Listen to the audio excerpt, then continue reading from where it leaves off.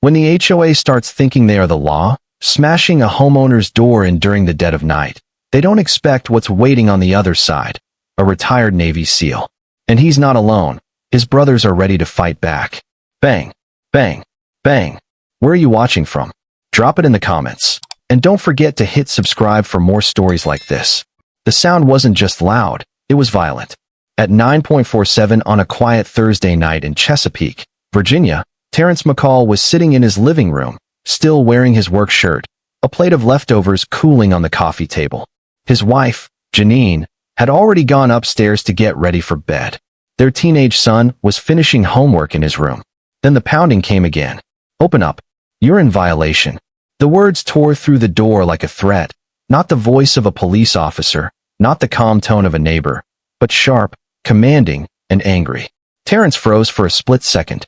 Who pounds on someone's door like that in the middle of the night? He pushed his plate aside and stood up, every instinct in his body screaming that something wasn't right. When he looked through the peephole, he didn't see police lights or uniforms. He saw 3 men, each wearing jackets marked with the Homeowners Association logo, the same logo printed on the newsletters that showed up in his mailbox every month. Except these men weren't holding clipboards. They weren't knocking politely.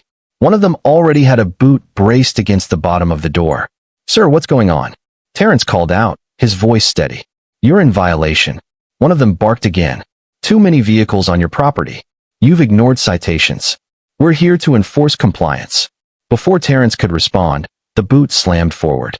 The door burst open with a crack that echoed through the house. Janine screamed upstairs. Terrence's military instincts kicked in. He didn't lunge. He didn't panic. He planted his feet and stared the intruders down. Step back, he said firmly, his voice carrying the weight of a man who'd given orders in war zones. You don't belong in my house. But the men pushed further inside, their flashlights cutting across the living room walls. One of them pointed toward the window where Terrence's son's car was parked outside, next to Terrence's old pickup. For vehicles. The man snapped. Regulations say 3. You were warned. Terrence clenched his jaw. He'd seen plenty of petty HOA warnings before. Grass too high. Trash bins not pulled in quickly enough. But never had it come to this. Never had someone force their way into his home. Janine. Terrence shouted toward the stairs. Call the police. The leader of the group whipped his flashlight toward Terrence. Don't try anything. We have authority. Authority. Terrence stepped closer, squaring his shoulders. This isn't authority. This is breaking and entering. For a moment the room was silent except for Janine's voice on the phone upstairs, telling the dispatcher that men in HOA jackets had just smashed their way into her house. The men hesitated. They weren't used to being challenged. Usually neighbors caved, paid the fine, moved the car, trimmed the grass. But Terrence wasn't blinking. His presence alone was enough to make them shift uneasily. You've made a mistake, Terrence said, keeping his voice low but sharp. You crossed the line. The men muttered to each other. One of them tugged the sleeve of the leader's jacket, whispering something too quiet to catch. Finally, they backed toward the door. This isn't over, the leader hissed. You'll regret this. The door slammed behind them, leaving the living room in a tense silence. Terrence exhaled slowly. He could hear his son coming down the stairs, wide-eyed. Janine's voice carried from the kitchen, still on the phone with the dispatcher. Dad, who were they? His son asked. Men who thought they could scare us, Terrence answered. But they picked the wrong house. The smell of his dinner had gone cold. His doorframe was splintered. His family was shaken. And in that moment, Terrence knew this wasn't just about cars in the driveway. It was about power and the way some people abused it when they thought no one would push back. He sat back down, pulled his phone from his pocket, and scrolled through his contacts until his eyes landed on a name he hadn't called in months. Ryan Keating. But before Terrence could press call, red and blue lights flashed across his blinds. The police had arrived, but instead of answers, their reaction would leave Terrence even more stunned. A silence fell over the group, heavy and uncomfortable. Geraldine turned, storming back toward her house, muttering under her breath. But every step she took, she knew more eyes were on her. And the boy with the phone? He wasn't stopping the recording. But this was just the beginning, because by the time the sun went down, the whole country would be watching. The red and blue lights painted the broken doorframe like a crime scene. 2 Chesapeake police officers stepped onto the porch, one older with thinning hair under his cap, the other younger, shifting his flashlight between the splintered wood and Terrence's face. "Sir, we got a call about a disturbance," the older officer said. His tone was measured, almost rehearsed. Terrence pointed directly at the door. "The disturbance is right there. 3 men from the HOA broke into my house, forced the door open. My wife and son saw everything." The younger officer glanced at the broken frame, then at Terrence, then back at his partner. "They said they were from the HOA? "They weren't pretending," Terrence replied. "They were wearing jackets with the logo, shouting about some car violation. Since when does an HOA have the right to kick down a door?" Janine stepped into the living room, still clutching her phone. Her hands trembled as she spoke. "I told the dispatcher. These men barged in. They scared us half to death. We want to press charges." The officers exchanged a look. That was the first moment Terrence realized they weren't rushing to write anything down. No notepad, no quick radio call to track the suspects. Just hesitation. "Look, Mr. McCall," the older officer said carefully. "These HOA folks, sometimes they get a little overzealous. But this might be more of a civil matter than a criminal one." Terrence's voice sharpened. "Civil? My door is broken. They came into my house without permission. That's trespassing, breaking, and entering. Pick whichever crime fits. You mean to tell me if I did that to their house, I wouldn't be in handcuffs already?" The room fell silent for a beat too long. Janine's eyes flashed with anger. Their son muttered from the staircase. "They don't care, Dad." The younger officer cleared his throat. "Do you have video? A doorbell cam? Anything we can use?" Terrence shook his head. "Not this time. But I've got witnesses right here. My wife, my son. That enough for you?" The officers looked uneasy. The older one sighed, pulling out a small notepad at last. "We'll make a report. But as far as charges, you'll need to take this up with your HOA board and maybe file a civil complaint in court." Terrence laughed bitterly, though there was no humor in it. "So the message is clear. They can break into my home, and you'll write it up like a noise complaint." Janine spoke up, her voice steadier now. "This isn't right. You'd better document every detail. Their faces, their jackets, the damage. If you don't, we will." The younger officer scribbled notes, avoiding Terrence's eyes. The older one finally looked directly at him. "Sir, I understand you're upset, but let's keep things calm. We'll finish the report, you'll follow up with the HOA, and maybe get your lawyer involved. That's the system." Terrence stepped closer, his presence suddenly heavier. He didn't yell. He didn't wave his arms. But his words came out like commands. "Officer, I've operated in combat zones where the rules of engagement were stricter than this. Men who break into a home should be arrested, not excused. Write it down properly." The officer swallowed hard, then nodded. The younger one picked up his pace on the notepad.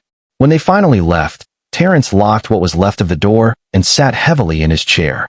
His son hovered nearby. "Dad," the boy asked quietly, "are they really just going to get away with it?" Terrence stared at the cracked wood, his jaw tightening. Not for long. He grabbed his phone again and scrolled to Ryan Keating's name.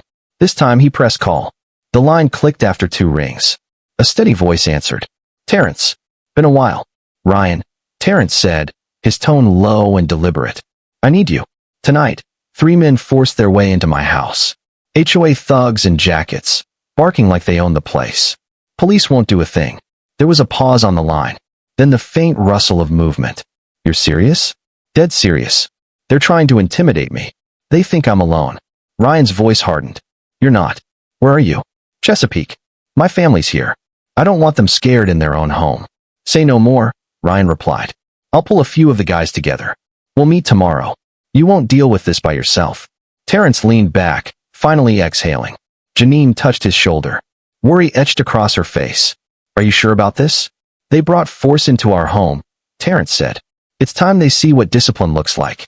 The call ended, and for the first time that night, Terrence felt something shift. Not relief, but certainty. His brothers would stand with him. But when the SEAL team gathered, their approach would surprise everyone, including the HOA. The police car pulled away, leaving a faint echo of sirens drifting into the night.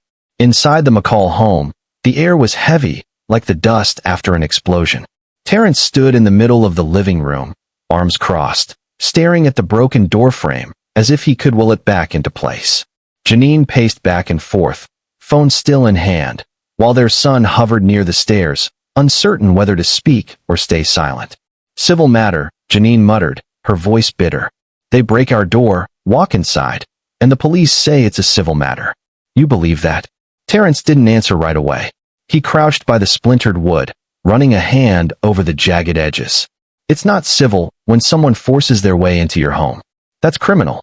They're just too afraid, or too lazy, to call it what it is. Their son, Devin, finally spoke. So what now? Do we just fix the door and pretend it didn't happen? Terrence looked at him, his expression firm but not unkind. No, son. We don't pretend. That's how bullies win. Janine stopped pacing, her hands shaking. I felt powerless tonight. Do you know how humiliating that is, Terrence? In my own house, with strangers storming in, shouting rules like we're children. And then the police, acting like we're overreacting. Terrence stood and wrapped his arms around her, grounding her. You weren't powerless. You called. You stood your ground.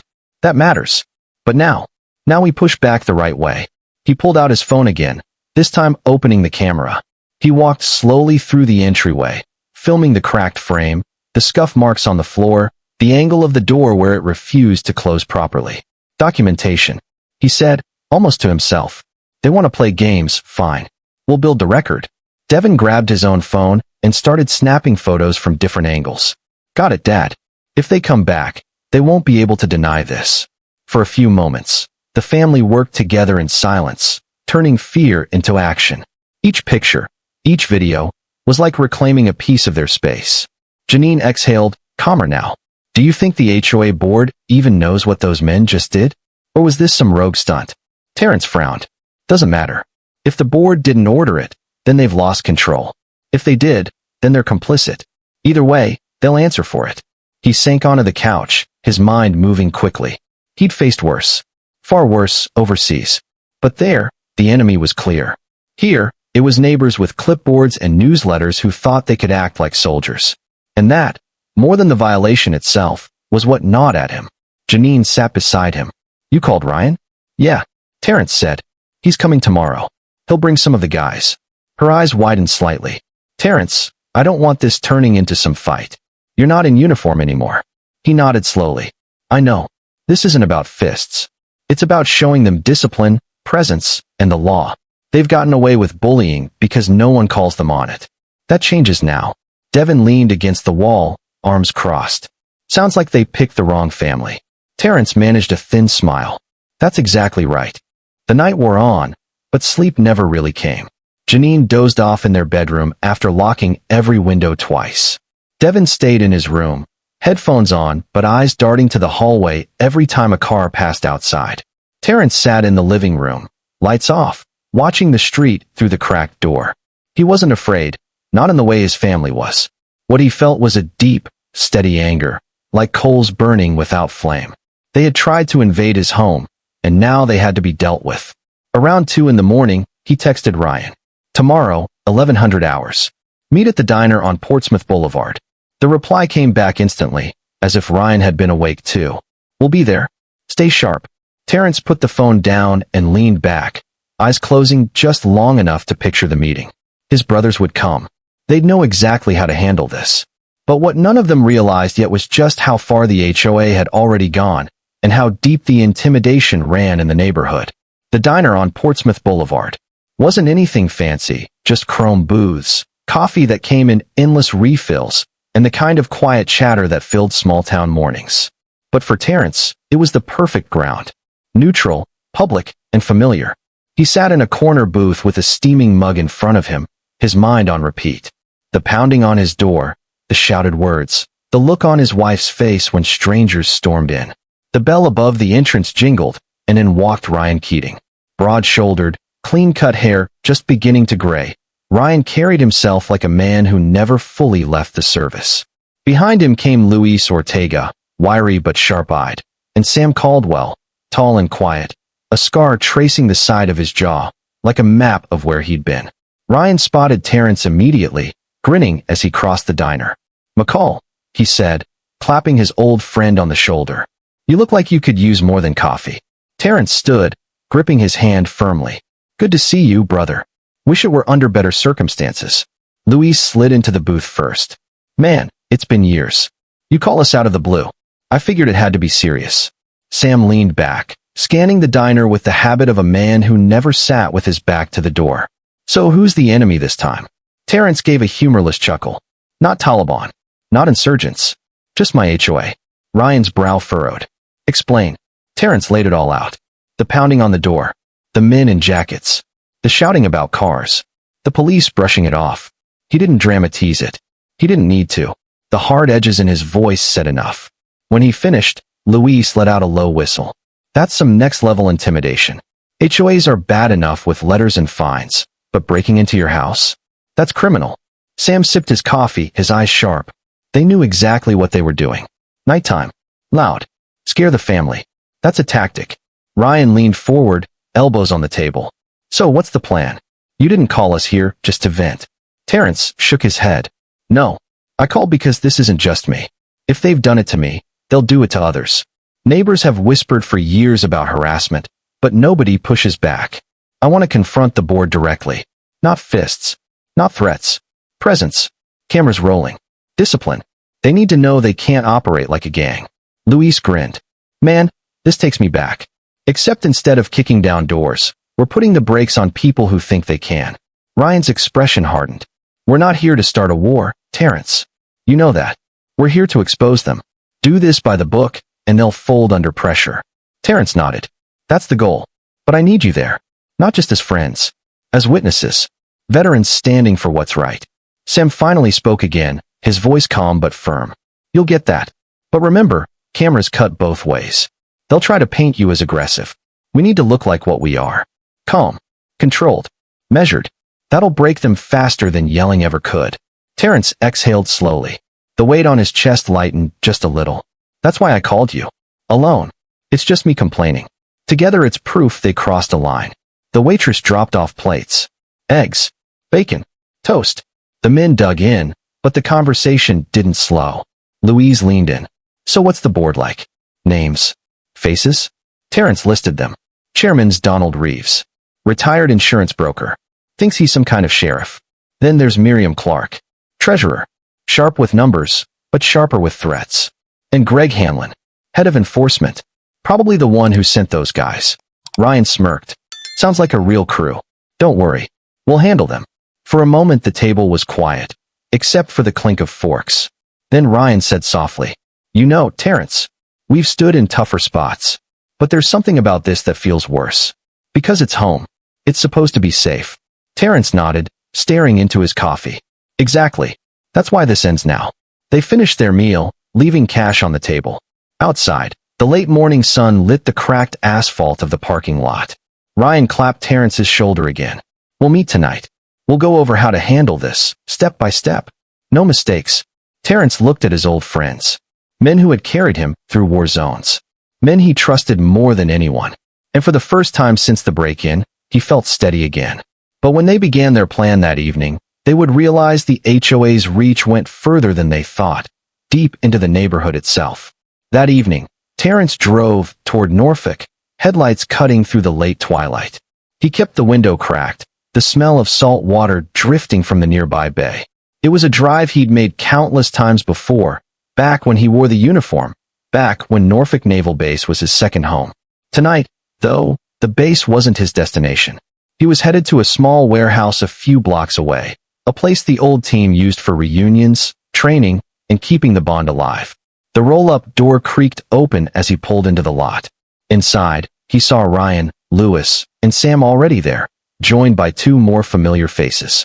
Elliot Tran, a communications expert who now worked in cybersecurity, and Marcus Griffin, built like a wall with hands that looked like they could bend steel. Griff bear-hugged Terrence II. He stepped inside. McCall. Man, you don't call, you don't write.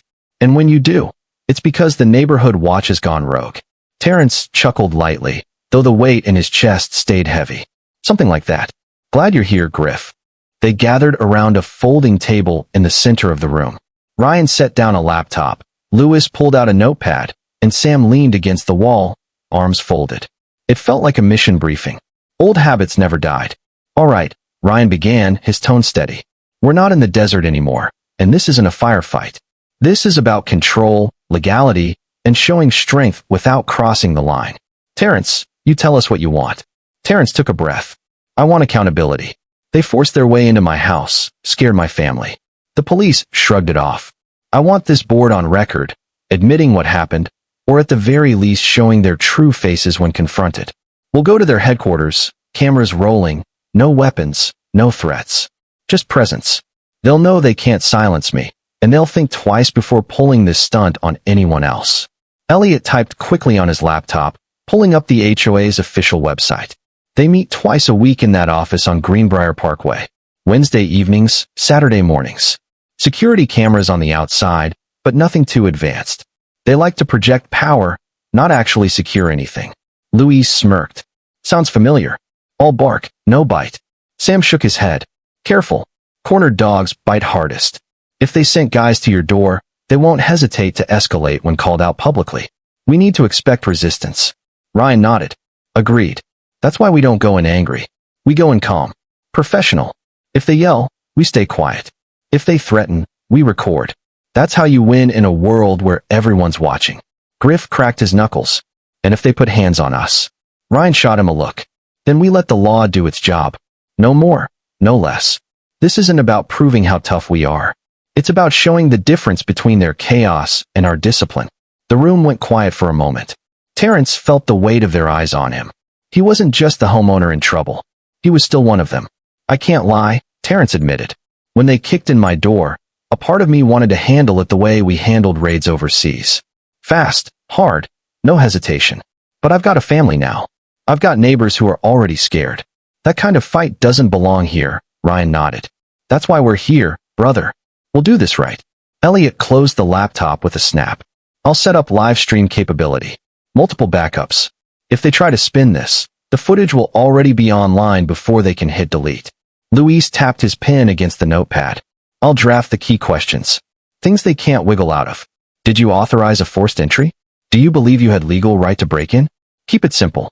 Corner them with their own answers. Griff leaned back with a grin. And I'll stand there and look scary. That usually helps. For the first time all day, Terrence laughed. A deep, real laugh. The sound cut through the heaviness in his chest. Yeah, Griff. Do what you do best. The plan was set.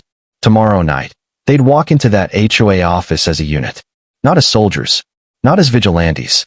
But as men who knew what it meant to stand firm in the face of intimidation. As they broke for the night, Ryan caught Terrence by the arm. One more thing. When this happens, don't let anger lead. You've already won by surviving what they threw at you. Tomorrow's about showing everyone else how to fight without fists.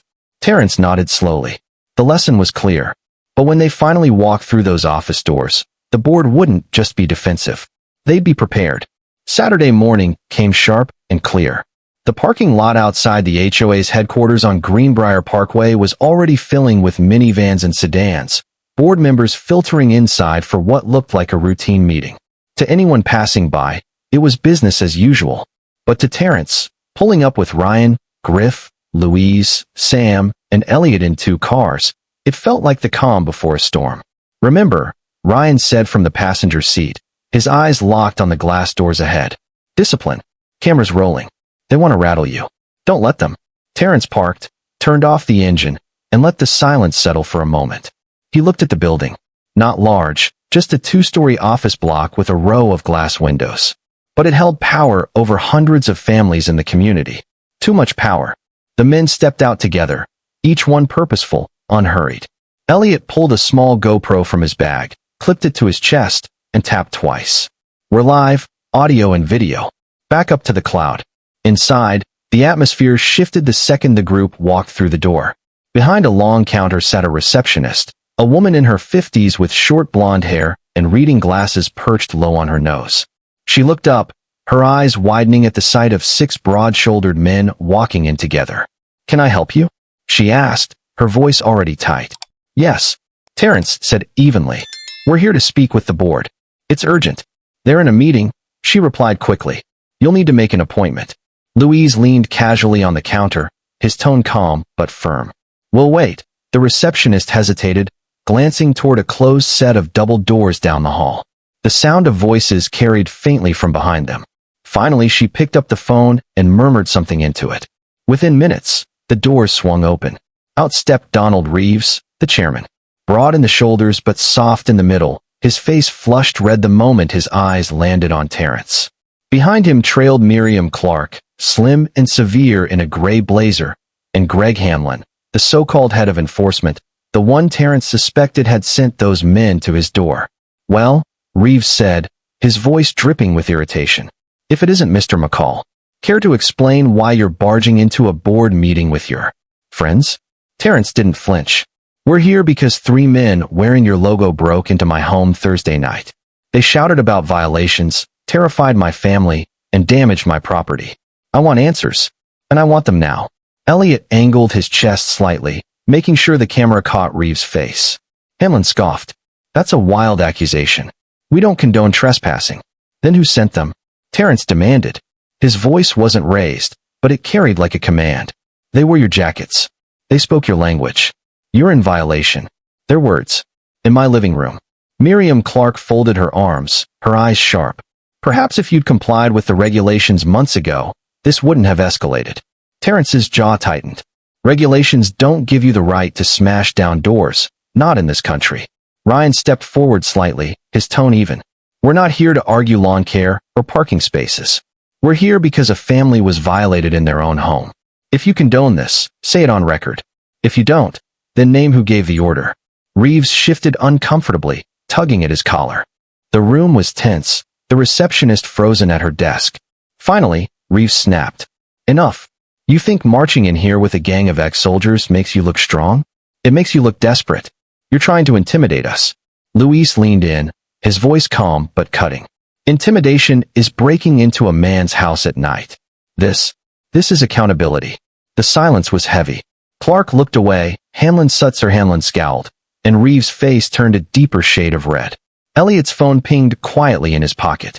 The live stream was active, and dozens of viewers were already commenting. Word was spreading fast. "Here's the truth," Terrence said, locking eyes with Reeves. "I serve this country so families like mine could live without fear in their own homes. You violated that. This ends here.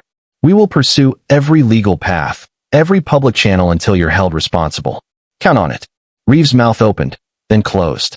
For the first time, he looked less like a man in control and more like one caught. Sam broke the silence with a quiet but firm reminder. "Board members, you're not untouchable. Every action has consequences. You've crossed the line." The group turned to leave, their steps slow and deliberate. What would you have done in his shoes? Let me know in the comments. And if you love stories where the underdog fights back, smash that like button and subscribe so you don't miss the next one.